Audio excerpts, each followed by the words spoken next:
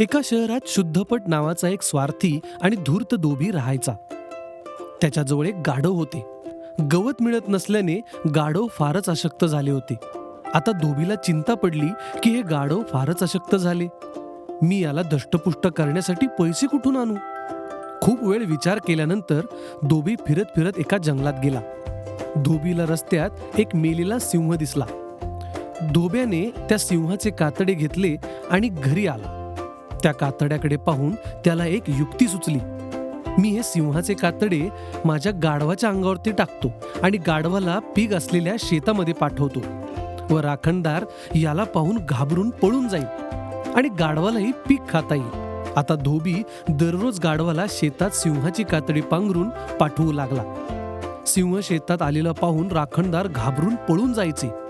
रात्रभर गाढव कोवळ्या पिकांवर ताव मारायचा. एक दिवस शेतातील राखणदारांनी हा विचार केला की हा सिंह रोज शेतात येतो व आपले पीक खातो, पण सिंह तर मांसाहारी आहे ना, गवत कसं खाईल बरे? असा विचार सर्वांनी केला व पीक खाणाऱ्या सिंहाला पकडायचे ठरवले. राखणदारांनी एक गाढव शेतात नेऊन बांधले. नियमितप्रमाणे धोब्याने त्याच्या गाढवाला सिंहाची कातडी पांघरून पाठवली, पण त्याला पाहून शेतातली बांधलेली गाढवं ओरडायला लागली. गाढव ओरडते म्हणून कातडी पांघरलेलं गाढव देखील जोरजोरात ओरडायला लागले.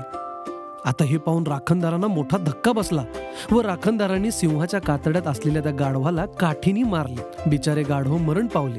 धूर्त आणि स्वार्थी धोब्यामुळे गाढवाला आपले प्राण गमवावे लागले. तात्पर्य, खरे स्वरूप फार काळ लपून राहत नाही. Hi everyone! Welcome to Toon Toon Kids Story. Don't forget to subscribe! Hey kids, here's the subscribe button. Click it to watch more fun videos. Don't forget to ring the bell.